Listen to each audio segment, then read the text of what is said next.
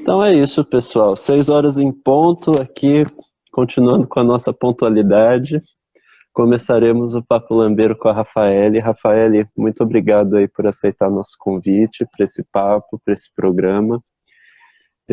Para quem está chegando agora e está vendo o Papo Lambeiro pela primeira vez, o meu nome é Pedro Cobra, eu sou da companhia Plástico Onírica e esse é o Papo Lambeiro, um programa de bate-papo sobre a linguagem do teatro lambe-lambe, né?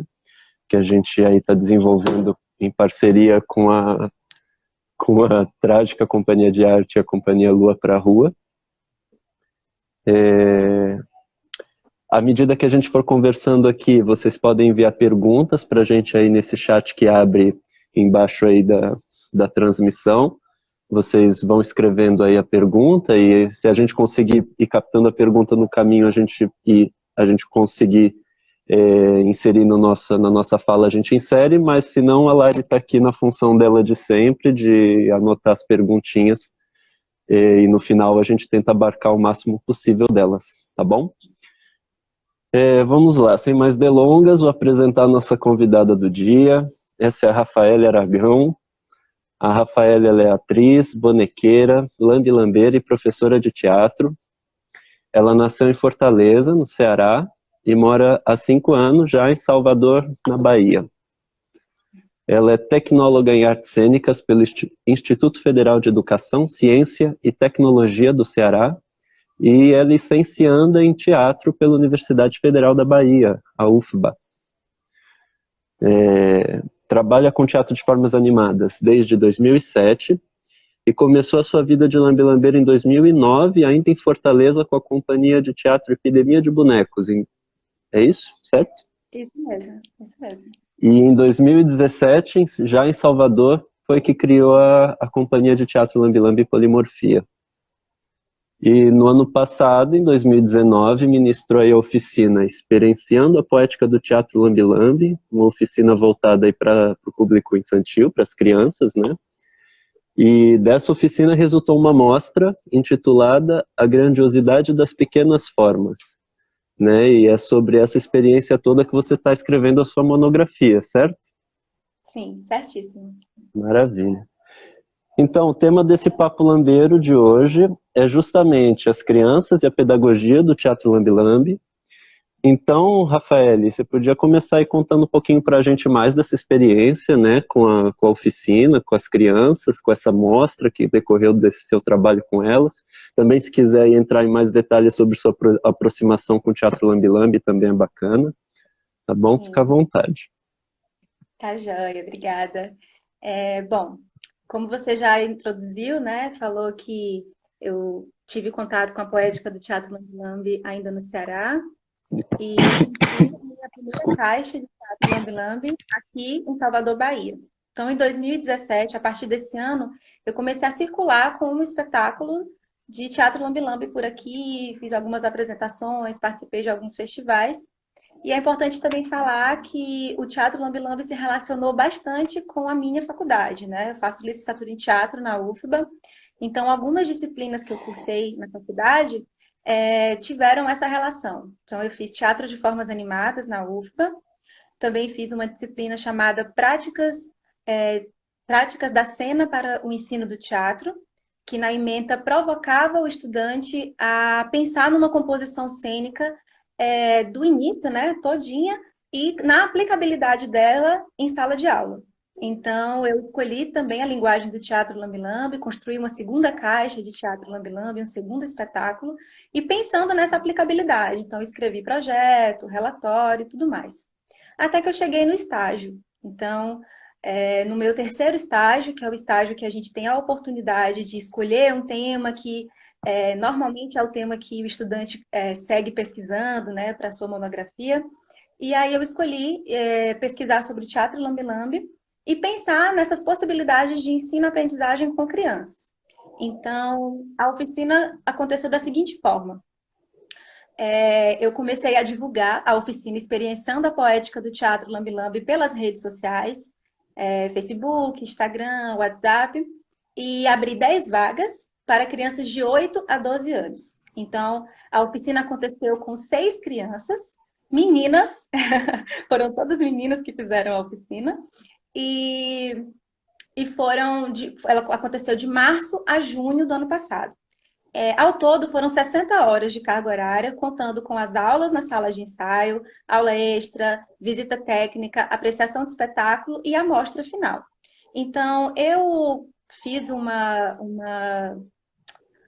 metodologia, né, uma abordagem metodológica dividida em 4 etapas. Então, primeiro eu fiz a apresentação. Para mim era importante conhecer essas crianças, já que o meu objetivo maior, o principal, era possibilitar vivências teatrais por meio do Teatro Lambi-Lambi, de forma que as experiências das crianças fossem protagonizadas. Então, eu queria muito conhecê-las, conhecer as suas histórias de vida, o que as atravessava, a sua leitura de mundo. Também queria que elas me conhecessem enquanto professora, enquanto artista lambi-lambeira. Então, apresentei um dos meus espetáculos de teatro lambi-lambi para essas crianças, que foi o primeiro contato que elas tiveram com o teatro lambi-lambi. Nesse primeiro momento, que foi da primeira aula, eu convidei as mães também para elas me conhecerem, conhecerem o espaço.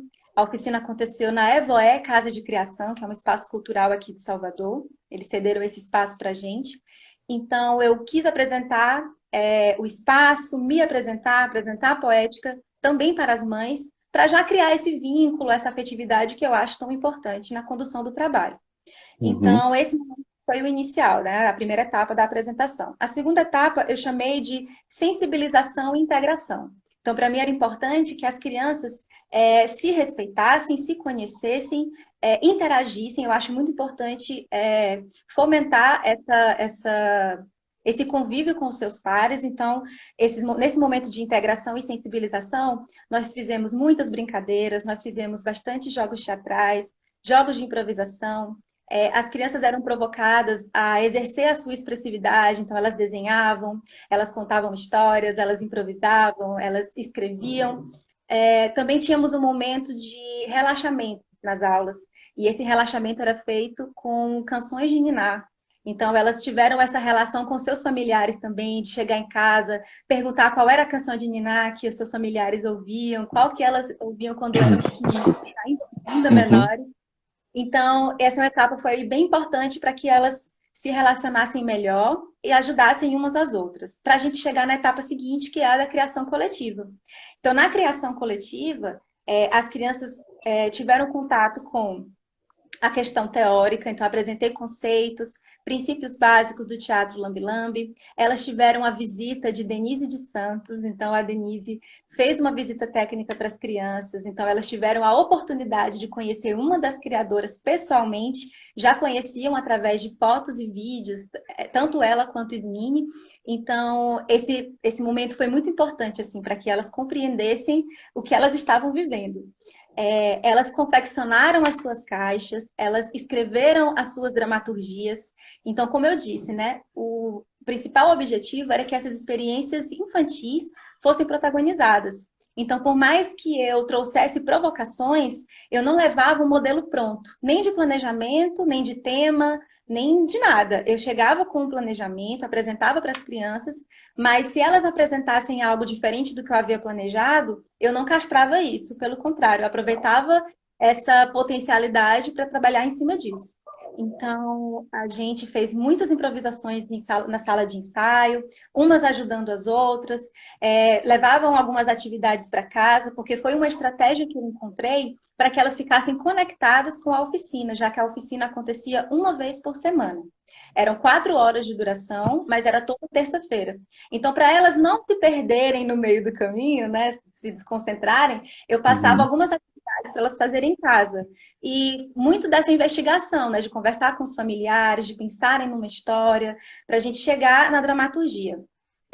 Então, essa etapa da criação coletiva foi feita dessa forma. Elas criaram as suas caixas, criaram as suas dramaturgias, confeccionaram seus bonecos e começaram a ensaiar, apresentando umas para as outras, eu dirigindo os espetáculos.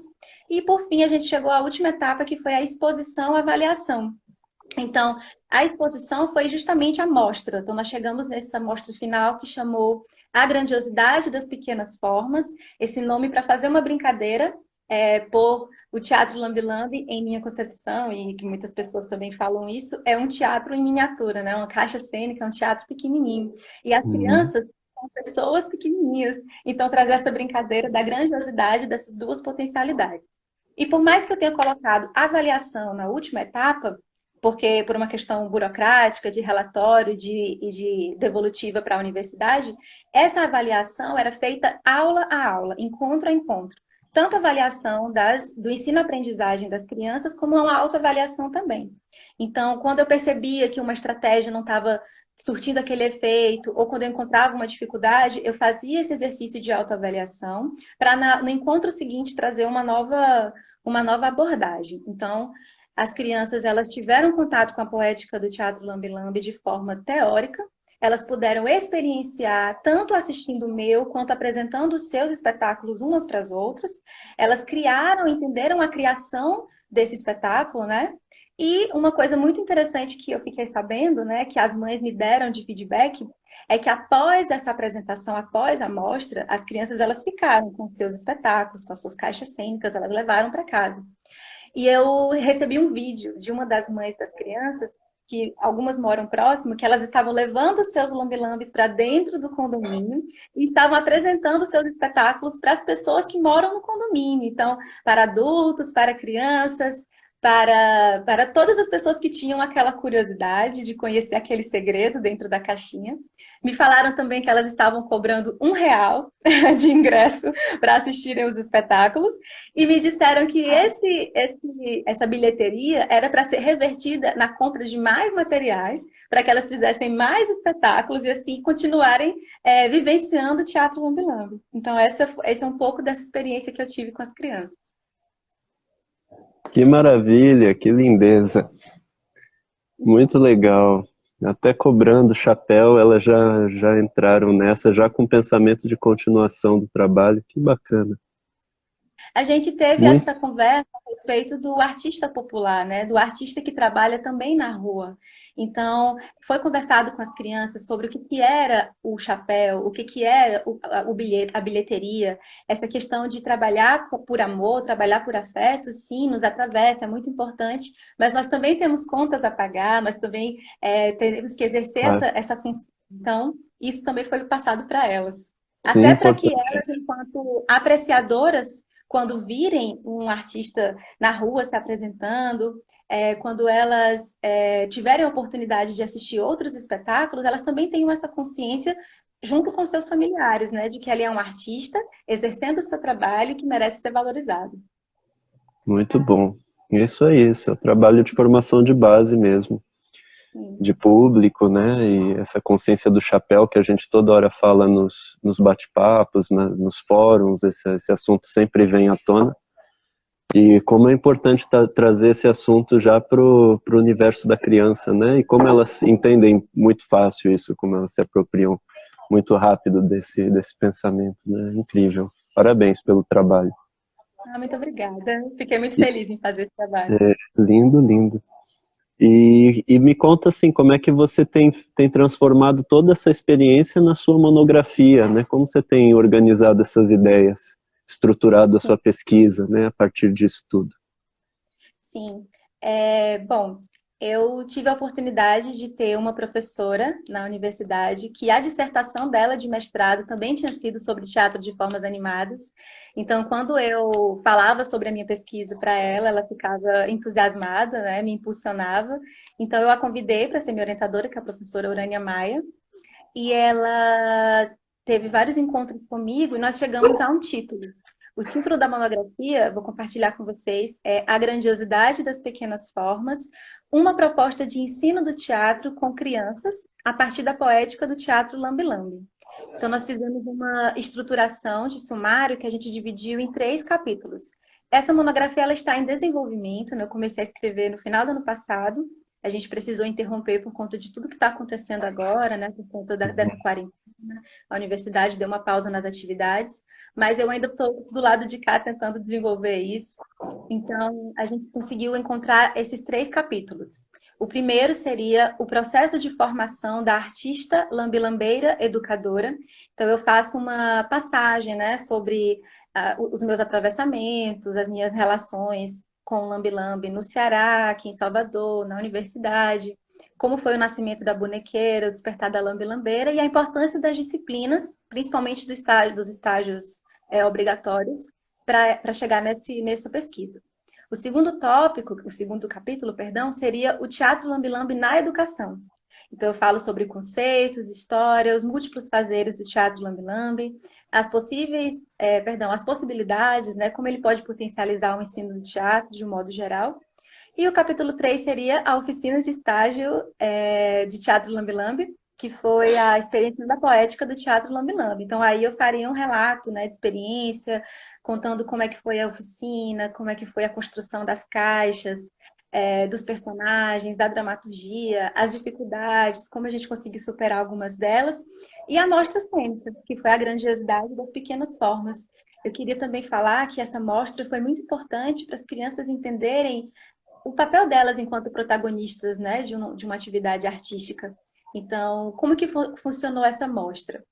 Todos os estudantes dessa disciplina de estágio 3, assim como eu, fizemos as nossas oficinas, os nossos trabalhos, alguns escolheram espaços formais, como escolas, outros ONGs, e outros ofereceram oficinas, assim como eu, para a comunidade, de um modo geral, para o público espontâneo. E aí, em um dia específico, em junho do ano passado, a gente ocupou o Teatro Martim Gonçalves, que é o teatro da Universidade Federal da Bahia, aqui na UFBA, e as crianças elas ficaram dispostas no foyer. Então foram 6 caixinhas que a gente colocou lá no foyer. Algumas crianças tão pequenininhas que a gente precisou usar um mini palquinho para elas ficarem em cima. E elas apresentaram para os seus familiares, para os familiares e convidados de outros estudantes que estavam lá se apresentando. Então, a gente teve uma estratégia de um controle das pessoas que entravam no foyer, faziam uma formação de plateia, explicando a importância da concentração, do silêncio, para entender a delicadeza do trabalho, entender a sensibilidade do trabalho. E aí, depois que elas apresentaram durante um certo tempo no foyer, todas as pessoas se dirigiram para o palco, né, lá para a plateia de um modo geral, propriamente dita, do Teatro Martim Gonçalves, e elas também. Então foi uma mostra bastante interessante, porque os estudantes puderam se assistir, né? Então era uma questão de apreciação teatral e também desse protagonismo que eu queria tanto que elas vivenciassem. Muito bom. Que legal. E como é que foi elas lidando com o público nesse momento? Nós fizemos muitos ensaios, né, na sala de ensaio. Então, elas assistiam umas às outras. E elas perceberam aí a importância da concentração, a importância do respeito de um com o outro e do respeito do seu trabalho. Então, eu combinei com as crianças de que sempre que viesse um novo espectador, elas se apresentassem, elas dissessem o nome delas, elas dissessem o nome da sua caixa, porque todas as caixas tiveram um nome, né? Eu posso tentar lembrar que era Teatro Lambe-Lambe da Preta, Teatro Lambe-Lambe Black Power, Teatro Lambe-Lambe Céu Azul, Teatro Lambe-Lambe Novelo de Lã, Teatro Lambe-Lambe Era Uma Vez e Teatro Lambe-Lambe Faz de Conta. Então, todas as caixas com seus respectivos nomes e respectivos espetáculos, elas apresentavam, falavam o nome da caixa, o nome do espetáculo, desejavam um bom espetáculo e assim elas iam apresentando para todas as pessoas. Então acabou que elas também estavam sendo multiplicadoras do Teatro Lambe-Lambe, não só como apreciadoras, mas falando que tinham participado da oficina, falando que essa tinha sido a primeira caixa delas. Então, muitas pessoas depois entraram em contato comigo, querendo saber mais sobre o trabalho, como teriam novas oficinas, que queriam aprender. E o mais curioso é que muitas das pessoas que assistiram esse espetáculo disseram: é a primeira vez que eu assisto um espetáculo de teatro Lambe-Lambe e está sendo feito por uma criança. Então, olha só que especial isso. Então, elas, sim, a meu ver, elas foram muito bem, elas saíram muito bem, demonstraram uma maturidade assim linda, linda, que foi construída ao longo desses 3 meses juntas, né? Então, elas viram na prática como que é esse fazer teatral. E eu acho que deu certo, até apresentaram depois outras vezes. Então, eu Com acho certeza. que foi bem legal. Que legal. E você disse que não, que nessa primeira oficina ela foi feita dentro de um espaço da comunidade, né? mas você vê esse tipo de ação formativa dentro do espaço de escola, educativo. Eu fico pensando muito nisso, né, porque de uma forma geral, eu acredito que o Teatro Lambi-Lambi ele aponta caminhos que, que nos levam a um pensamento de uma educação mais diferenciada desse modelo padrão que a gente tem visto por aí, né? Justamente por toda essa preparação que você falou na abordagem com as próprias crianças, né? E como que o Teatro Lambi-Lambi potencializa essas questões afetivas, emocionais, criativas delas, né? E a gente sabe como a escola hoje, quando existe uma estrutura, né, como ela muitas vezes não está muito preocupada com o desenvolvimento desse lado da criança, né, acaba sendo mais uma experiência bem obsoleta, de que não consegue abraçar essas múltiplas inteligências presentes na formação do ser humano, né. E como é que você acha que o Lambi-Lambi poderia entrar dentro de um ambiente desse e quais caminhos que eles apontam para uma educação alternativa a esse modelo que a gente tem? O que você tem a dividir com a gente sobre isso? Eu acredito, Pedro, que nós estamos vivendo uma era de experimentação, né? Então, acredito que dependendo de se a escola tem uma estrutura, se a escola não tem uma estrutura, se a escola tem apoio da gestão, se a escola tem apoio do quadro de professores, tudo isso vai apresentar dificuldades e diferentes uma da outra. Mas em todas as situações, eu acho sim que é possível. Eu acho que o Teatro Lambi-Lambi, ele tem algumas características que, de alguma maneira, são favoráveis para essa questão. Por exemplo, a sustentabilidade. A gente consegue, com a caixa de sapato, com a caixa de papelão, com a ressignificação de materiais que poderiam ir para o lixo, a gente consegue transformar em objetos cênicos, a gente consegue transformar em personagens. A própria iluminação, eu acho que ela pode ser feita pela luz natural. As minhas crianças, por exemplo, nós utilizamos uma abertura na parte de cima da caixa. Então, elas podiam tanto apresentar a luz do sol, se for na rua, como também dentro de um espaço com foco em cima de cada das caixas, que foi assim que a gente fez no foyer. Todas as caixas tinham foco em cima. Também pode ser por lanterna, a gente pode utilizar outras estratégias nesse sentido. Então, eu acredito que essa questão da sustentabilidade pode ser muito importante para o entendimento de que é possível se fazer, mesmo se for em uma escola que não tenha tanto recurso, por exemplo. Eu acredito que também a gente fazer uma sensibilização com a gestão é muito importante. De um modo geral, se a escola, alguns profissionais, alguns gestores têm uma certa dificuldade de compreender a sensibilidade da arte, né? Acham que o professor de arte se resume a decorar a escola. Infelizmente, a gente ainda vive essa situação em alguns lugares. Mas Uhum. eu acredito que, enquanto lambi-lambeiros, enquanto artistas do Teatro das Formas Animadas, a gente poderia apresentar para essas pessoas o nosso Teatro Lambi-Lambi, entendeu? Chegar na escola, levando nossas caixas, apresentando para os professores, apresentando para a gestão. Eu acho que quando ele vivencia isso, ele é atravessado por essa sensibilidade que a gente passa na triangulação, né? Quando eu olho para o meu boneco, que o boneco olha para o espectador, que o espectador dá aquela reação para mim. Por isso que a gente observa muito a reação de quem está assistindo os nossos espetáculos. Então, eu acho que a primeira coisa que eu faria é isso, seria essa apresentação do trabalho para os professores e para a gestão, e depois buscaria mostrar para essas pessoas o quanto é tranquilo, o quanto é possível, tranquilo não, o quanto é possível ser feito por conta dessa sustentabilidade que o Lambi-Lambi oferece. E se a escola abraça isso, se a comunidade abraça isso, os familiares abraçam isso, eu acho que a gente tem mais chances de obter um sucesso. Conseguindo estabelecer o Teatro Lambi-Lambi dentro da escola, eu vejo uma infinidade de possibilidades para uso interdisciplinar, como também na própria disciplina de teatro, de artes da escola. Então, veja bem, se eu quero dar uma aula, sou professora de teatro da escola e eu quero dar uma aula sobre figurino, eu posso utilizar os personagens criados no Teatro Lambi-Lambi, retalhos, cores, texturas, para dar uma aula de figurino. Se eu quero fazer isso sobre cenografia, sobre dramaturgia, sobre iluminação, o Lambi-Lambi me oferece essas possibilidades. Então, as crianças têm contato, elas não vão ver apenas nos livros ou num slide, ou seja como for, elas vão ter contato com aquilo, elas vão poder criar aquilo em tamanho miniatura. Então, eu acho que sim, existem possibilidades, eu acho que seria, inclusive, muito importante que as escolas começassem a abraçar o teatro de formas animadas ainda mais, principalmente o Lambe Lambe. Eu acho que ele oferece tudo isso.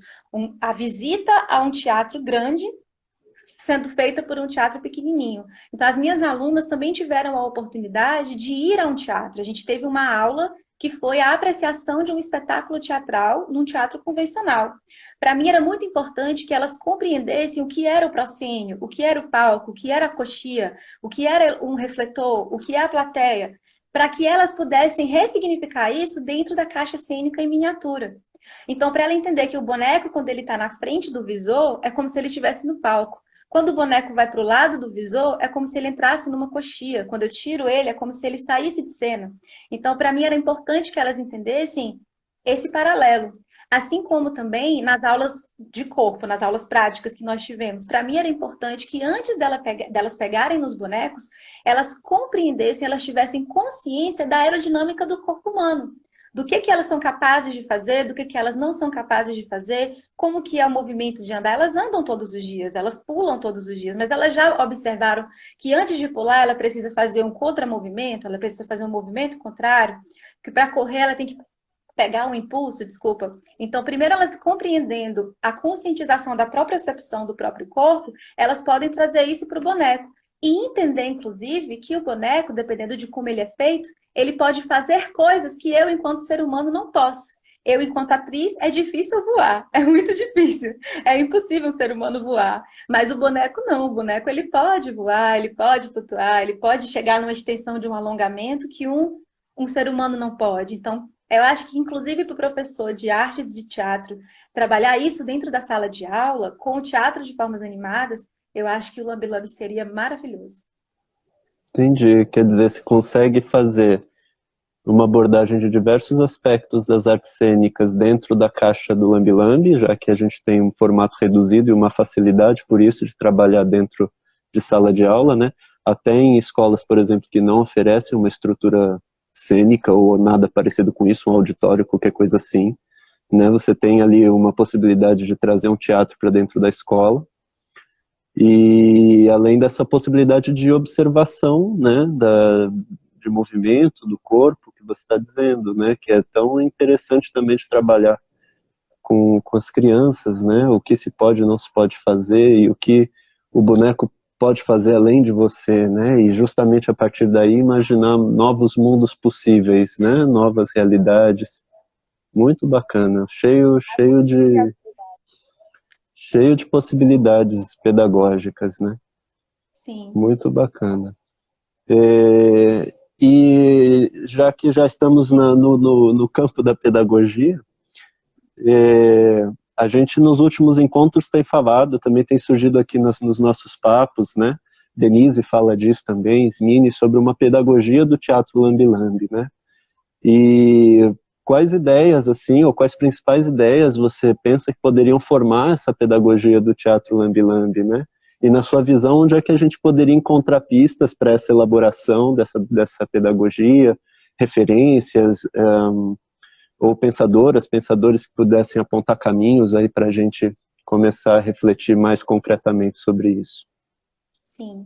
Eu acho que a pedagogia do Teatro Lambe Lambe, ela começou há 30 anos, né? Quando a Denise de Santos e Mini Lima, duas mulheres nordestinas, professoras, atrizes, bonequeiras, criaram o Teatro Lambe Lambe. Então, eu acho que a partir do momento em que elas começaram a vivenciar o Teatro Lambe Lambe, vivenciam desde então, elas passaram a serem multiplicadoras do Teatro Lambe Lambe, tanto enquanto apreciar para quem vai apreciar, como quem tem aquela sede de querer aprender. E eu acho que aquelas pessoas também que têm a sede de querer aprender, acabam também querendo ter uma sede de querer ensinar. Então, acaba que vai sendo uma arte que vai se multiplicando. Eu acho que a pedagogia do Teatro Lambe Lambe vem sendo escrita desde então, com muitas mãos, e eu acho que nas rodas de conversa que a gente faz, nos festivais, nos encontros com os lambilambeiros, com os artistas populares, com os artistas do teatro de formas animadas, a gente está sempre aprendendo e ensinando. Acredito muito na potência do intercâmbio. Então, eu acredito que essas nossas conversas são muito importantes para fomentar essa pedagogia. Também tem as pessoas que pesquisam o teatro lambe-lambe, como você mesmo escreveu a sua dissertação, que eu, inclusive, estou usando como referência na escrita da minha monografia.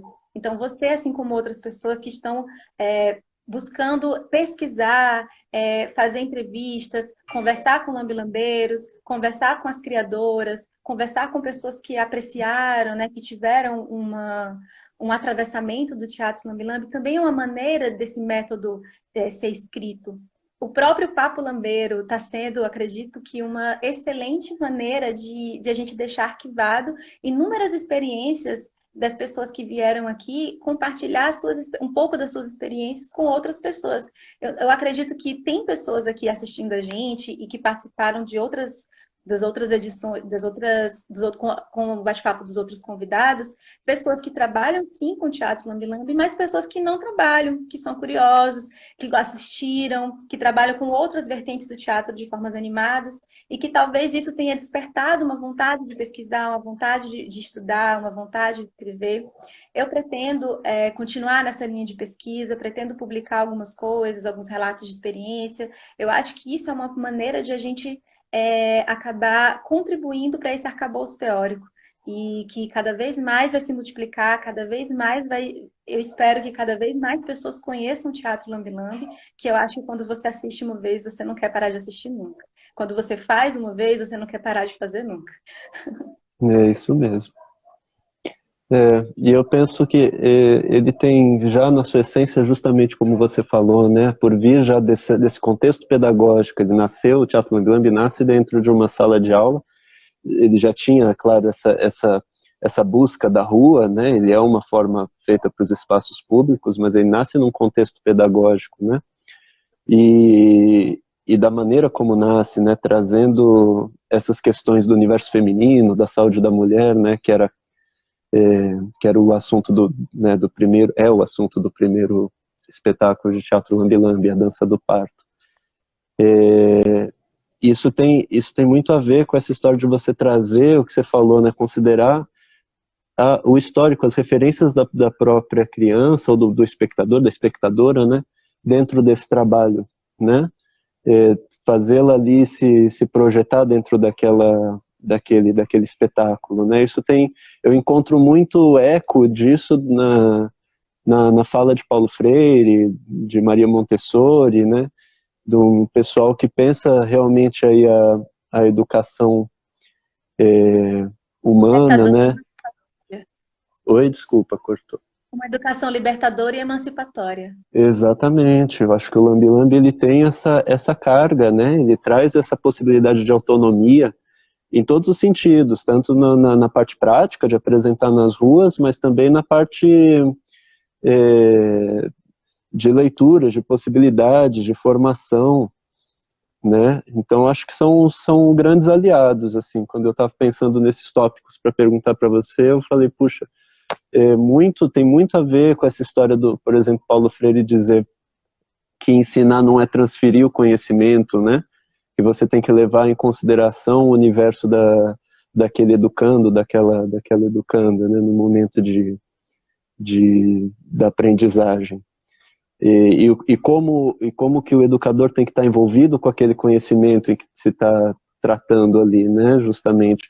Isso é uma coisa que eu via muito dentro da universidade, eu não sei se você teve essa experiência na UFBA, mas na Unesp eu tive muita experiência de ter aula com pessoas que não necessariamente eram envolvidas com aquele assunto que elas davam, né? Isso é esquisitíssimo, né? E aí você pensa, por exemplo, professores de arte, por exemplo, que não têm uma produção artística, não que necessariamente precise abordar o que se produz, porque são muitas vertentes, mas como você consegue estimular isso, fazer a pessoa se envolver com a arte, se você também não está nessa busca, nessa prática, né? Sim. São coisas que eu fico refletindo. E também tem essa questão de você conseguir ensinar algo para alguém, no sentido assim, você isso é uma coisa que eu li muito durante o mestrado, de um francês que chama Jacques Rancière. Ele fala justamente do mestre ignorante, né? Que você só consegue ensinar o que você não sabe, porque quem se ensina é a própria pessoa, né? Que também tem a ver com a Montessori, né? A questão da autonomia da aprendizagem. Quer dizer, então, ter essa humildade, né? Isso também a Denise Esmini falou muito, da generosidade do lambe-lambeiro, a humildade, né? Ter essa humildade de dizer, não sei, eu não sei das coisas, eu não sei de tudo. E como eu vou apresentar caminhos, estimular essa sensibilidade dessa criança, dessa pessoa que está aprendendo arte, o teatro lambe-lambe, enfim, dentro das possibilidades dela, das visões de mundo dela, né? Eu acho que isso aponta muitos caminhos para o nosso trabalho com lambe-lambe nas oficinas, seja com adulto ou com criança, né? Quando eu comentei com algumas pessoas a minha vontade de trabalhar com teatro lambe-lambe e que essa oficina fosse feita para o público infantil, algumas pessoas demonstraram essa preocupação, né? Ainda existem alguns tabus em relação a isso, de achar que a criança não teria a capacidade ou a maturidade de compreender determinadas coisas. E, de fato, existem algumas coisas diferentes, né? Você vai dar uma aula para um adulto, você vai dar uma aula para criança, por mais que seja o mesmo jogo, por mais que seja a mesma proposta, você faz algumas adaptações. No entanto, eu acredito que a criança, ela surpreende. Ela não é importante só quando ela cresce. Aquela pergunta que a gente faz, né? Criança, você quer ser o quê quando você crescer? Como se ela não fosse nada. Na verdade, ela já é uma infinidade de coisas, né? Então, às vezes a criança chora, chora, e o adulto fala, mas você não sabe o que é problema, você não sabe o que é sofrimento, está chorando por quê? Mas talvez aquela dor, aquela experiência que ela está vivendo seja algo dolorido, algo penoso, talvez algo o pior que já tenha acontecido para ela naquele momento. Então, eu acho que nós, enquanto artistas e enquanto educadores, precisamos entender o desafio que é dar aula para criança, respeitar as dificuldades e os aprendizados e tudo que vier a partir dessa vertente né, pedagógica, mas encarar que pode ser algo realmente muito diferente, pode ser algo muito libertador.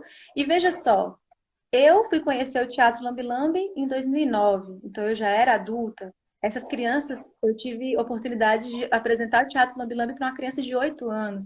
Então, ela não só conheceu o Teatro Lambe-Lambe, como ela desejou fazer o seu próprio Teatro Lambe-Lambe, como ela fez e apresentou, e se orgulha do seu trabalho, e escreveu uma história que atravessou alguma coisa que ela viveu. Então, as histórias, as dramaturgias foram escritas a partir de vivências pessoais. Então, nas improvisações, a gente percebia que o animal, o bicho, era um elemento que estava sempre presente. Então, eu entendi que para aquele perfil que eu estava trabalhando, trabalhar com bichos, com animais, com mímica, com histórias que se relacionassem com animais, poderia ser um norte. E foi. Todas tinham histórias super engraçadas para contar, histórias inusitadas, histórias assustadoras. Algumas eram totalmente reais, outras começavam reais, mas elas davam um desfecho fictício para ficar um pouco mais interessante. E aí a gente trabalhava alguns princípios básicos que eu considero do teatro lambe-lambe, né? Como, por exemplo, o elemento surpresa, como, por exemplo, o não óbvio, como, por exemplo, a metáfora. Então, as crianças tiveram a maturidade de compreender e de transcender tudo isso. Então, elas chegavam, olha, Pro, aqui na Bahia chama professora de Pro. Então, eu falava, olha, Pro, eu escrevi aqui essa história, o que que você acha? E eu achava a história genial, eu não precisava falar nada. Para algumas, eu tive que dar alguns direcionamentos, né, explicar um pouco melhor o que que era o elemento surpresa, o que que era alguma coisa. Mas para outras, não, já trouxeram tudo assim muito bem feito. E elas liam as histórias e explicavam umas para as outras e elas criticavam. Então, até o senso crítico da criança, ele pode ser potencializado numa vivência como essa. O trabalho em grupo, o respeito ao próximo, a formação de plateia, a valorização de um elemento pertencente à cultura popular, um elemento pertencente ao teatro popular. Então, eu acho que é muito por aí que a gente tem que entender que dar aula é um desafio, seja para idoso, seja para jovem, para adolescente, para criança. Cada um vai ter a sua especificidade, cada um vai ter que ter uma dedicação. E eu que tenho experimentado dar aula para criança nos últimos tempos, tem sido muito bonito, muito poético. Então, às vezes eu acho que eu vou ensinar e eu volto sabendo de muito mais coisas. Isso que você falou da crítica, né? Para mim, pelo menos quando eu estou na rua apresentando e tal, eu acho que as crianças é o público mais crítico que tem, né? Eu fico super feliz quando uma criança vem me cumprimentar, dizendo que curtiu o espetáculo, enfim, que compartilha as leituras delas. É o público E mais sincero, né? é o mais sincero. E se não gostou, vai falar ou vai sair no meio, não tá nem aí, né? Não tem essa preocupação com todos os protocolos, né, desse mundo dos adultos. Enfim, elas são super críticas já, né? Elas trazem umas leituras incríveis, né? A gente fala como lá, muitas vezes, né, a gente sente num senso comum o teatro de bonecos colocado de uma forma meio infantilizada, né, meio Sim, bobinha. sim. E quando a gente vê, por exemplo, a profundidade de uma criança vir para mim trazer histórias delas a partir do meu espetáculo, que é um espetáculo denso, com uma temática densa, que fala de saudade, fala de perdas e tal, é incrível. A gente, realmente, os adultos têm que parar de subestimar essa capacidade das crianças, né, de crítica delas e subestimar o potencial criativo e entendê-las Sim. como seres humanos completos já. Informação, mas quem não tá, né? Quem não tá em formação. Tem uma Enfim, revista, Pedro, que eu acredito que a maioria das pessoas que estão aqui assistindo a live talvez conheçam, que é essa aqui, né? A Moi mãe, Moi. E esse número, que é o ano 13, número 18, traz o título Teatro de Formas Animadas para Crianças e Jovens. Então, eu olá. acho que essa revista é uma excelente fonte de conhecimento a respeito desse assunto, né?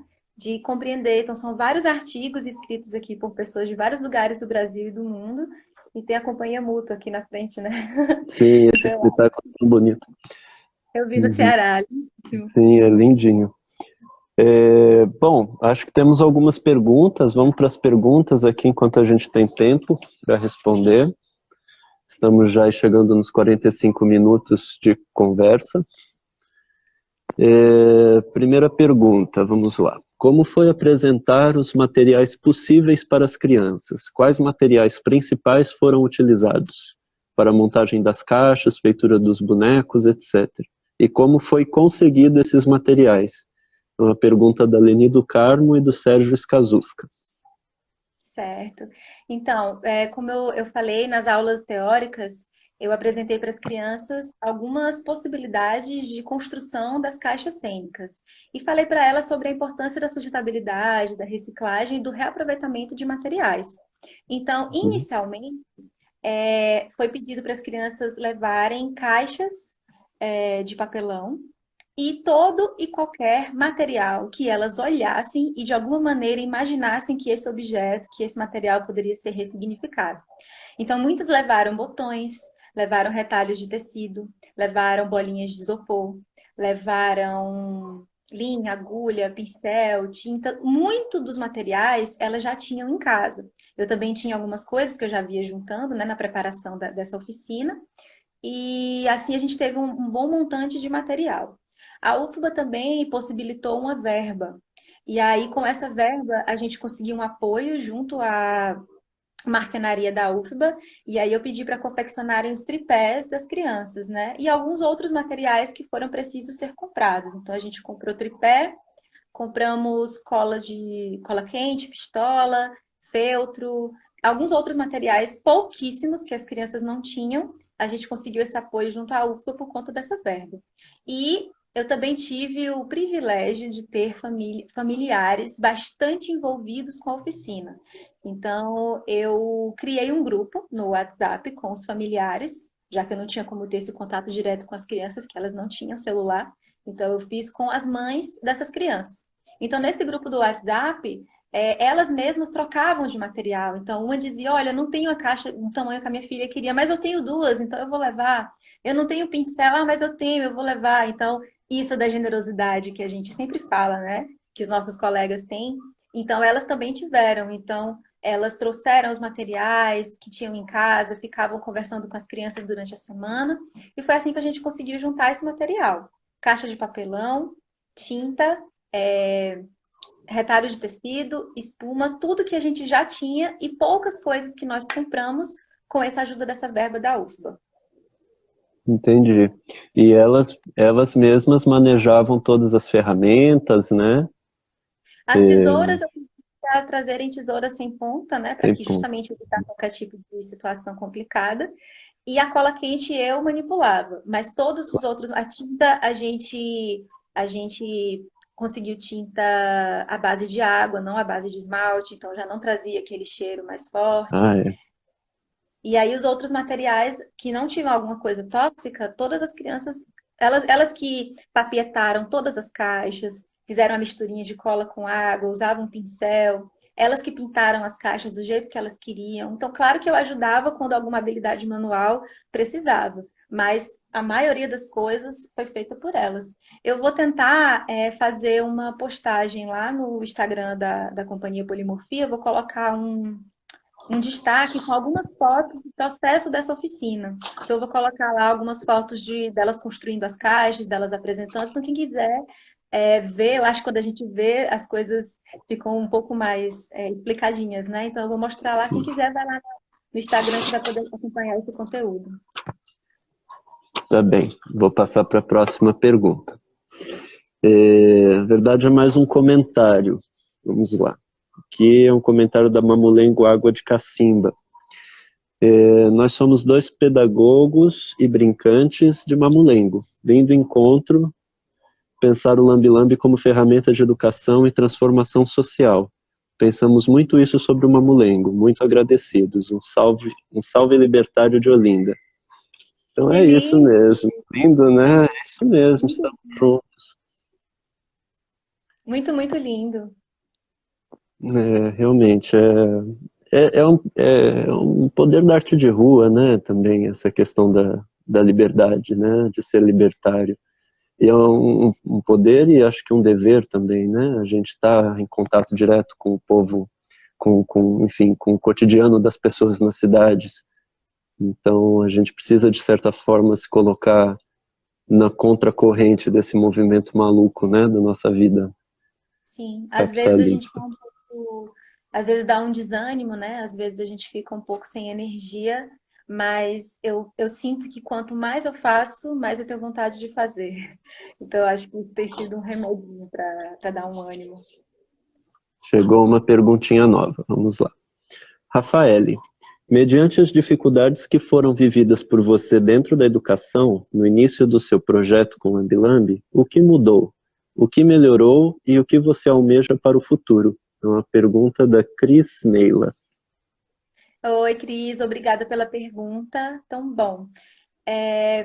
As dificuldades são muitas, né? Então, eu acho que esse exercício da avaliação da aprendizagem, não só em relação ao estudante, mas em relação ao professor, é fundamental para sanar essas dificuldades e pensar em novas estratégias para conseguir sanar essas dificuldades. Então, assim, uma grande dificuldade que eu senti em outras situações que eu trabalhei com teatro de formas animadas, em escolas e tudo mais, era, por exemplo, essa questão do material. Então, meu sonho era fazer uma aula que eu conseguisse construir fantoches com espuma, ou que eu conseguisse fazer com madeira, ou que eu conseguisse utilizar um material específico. Então, essa era uma dificuldade. Porém, para superar essa dificuldade, a gente vai pesquisando as possibilidades que a reciclagem nos oferece, né? Que a sustentabilidade, mais uma vez falando sobre ela, aparecia. Outra coisa também é manter esse diálogo com a gestão da escola e com os professores. Eu tive uma experiência numa das escolas daqui de Salvador, uma escola pública que eu fui estagiária, e em que todos os professores que assistiram os trabalhos ficaram emocionadíssimos, demonstraram interesse. É importante que o professor também compreenda que a avaliação da aprendizagem não deve ser feita apenas para o estudante, né? Avaliar se o estudante está aprendendo, se ele não está aprendendo, se ele está frequentando a aula, se ele não está frequentando a aula, se ele está tendo um bom rendimento, se ele não está tendo. Como professor também precisa fazer essa autoavaliação. Quando isso acontece, eu acho que a aula ela só tem a evoluir. Então, o professor ele pode errar em uma aula, na aula seguinte ele traz uma nova estratégia e consegue acertar, na maioria das vezes. E assim ele vai construindo essa relação de ensino-aprendizagem. Então, eu encontrei algumas dificuldades, por exemplo, quando faltava material. Então, a gente trabalha muito com a visualidade, né, no teatro de formas animadas. É inevitável dizer que a gente precisa, sim, por mais que seja um pouco material, a gente precisa. E, às vezes, uma das escolas que trabalhei, não tinha estrutura nenhuma. Então, a gente teve uma relação bastante efetiva com os professores e com a gestão da escola. Então, por mais que os estudantes não tivessem como levar material, os professores da escola que gostavam da matéria, que valorizavam a matéria, já tinham assistido algumas apresentações, se emocionaram com as apresentações, eles juntavam os materiais para que a gente pudesse executar a aula. Então, isso da generosidade aconteceu já algumas vezes. Outra dificuldade que eu encontrava era justamente por ter essa relação com os estudantes só apenas uma vez na semana. Normalmente nas escolas é assim, né? A gente encontra com a criança, com o jovem, uma vez na semana. Então, mais uma vez, esse contato com a gestão da escola e com os outros professores me ajudavam para eles lembrarem as crianças do que iria acontecer na semana seguinte. Então, muitas vezes eu entrava em contato com a professora regente da turma e dizia: olha, professora, você poderia lembrar os alunos de semana que vem, trazerem aquele texto que nós conversamos em sala de aula, a gente começou a escrever e eles ficaram de terminar em casa, você pode lembrá-los de trazerem? E aí, por conta desses lembretes durante a semana, eles iam e levavam o material. Então, eu acho que, de um modo geral, é isso. As dificuldades, elas vão existir, elas vão acontecer, mas quando o professor faz essa autoavaliação junto com os estudantes, junto com a gestão e junto com os outros professores, a gente tem mais possibilidades de superar esse problema e de conseguir conquistar mais coisas nessa relação pedagógica. Será que eu Sem, respondi sem nessa queda dúvida. aí? Eu acho que Confuso. sim, eu acho que sim, conseguiu retomar bem. Bacana. A gente está aqui já nos nossos últimos minutinhos de papo. Teve um pessoal aí que pediu para você, se você lembrasse de alguma, como chama? Alguma história de alguma caixa, assim, algum de começo, meio e fim, muito rapidamente, que a gente tem aí, vai uns 2 E uma das minutinhos por crianças aí. que fez De uma oficina, das crianças, Você sim. lembra de alguma? Teve uma caixa que eu gosto muito, que é o nome da criança é Yasmin Quiloa. Ela é filha de uma amiga minha. E ela construiu uma caixa pequenininha, pintou toda de azul e desenhou umas nuvens que têm formatos. Então, quantas vezes a gente, quando era criança, não ficava olhando, até crianças pequenas e crianças grandes, né? Até hoje algumas pessoas fazem isso, de olhar para o céu e ficar olhando as nuvens, identificando os formatos. Então, o nome da caixa dela era Céu Azul e o nome do espetáculo dela era Olha para o Céu, Meu Amor. Então, contava a história de uma menina que estava brincando na pracinha, numa rua, e olhando para o céu e vendo as nuvenzinhas passando. Então, passava uma nuvenzinha, ela olhava e dava uma risadinha, ela reagia a cada nuvenzinha. Até que passa uma nuvenzinha no formato de gato. E aí a criança olha e fica muito encantada. A criança que eu digo a bonequinha, ela fica muito encantada, ela fica imitando gato, miando, brincando, brincando. E aí ela senta numa pedrinha, como se ela tivesse assim, eu queria tanto ter um gato, né? Ela fica fazendo ela manipulava a boneca como se a boneca estivesse desejando aquela nuvem. E aí aparece um gatinho entra na história, né? Um outro boneco, no caso, entra na história, e a criança fica super feliz e começa a brincar com o boneco e tudo mais. Então, essa história, ela contou para mim que era um desejo, né? Às vezes a criança olha e pensa, poxa, eu queria tanto ter esse gato, será um dinossauro, uma baleia, seja o que for.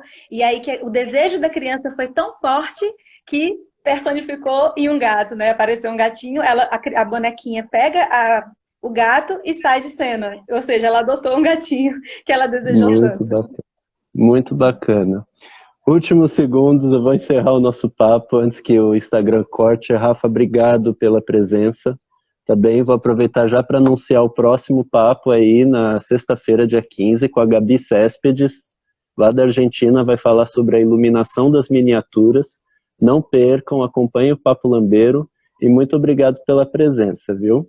Eu que agradeço, Pedro. Muito obrigada a você, a Larissa, Plástico Onírica, Companhia Lua para a Rua e Trágica Companhia de Arte. Muito, muito obrigada pelo convite. Isso aí. Agradecimento às nossas parceiras e a Lari aqui do ladinho com as perguntas. Um beijo grande.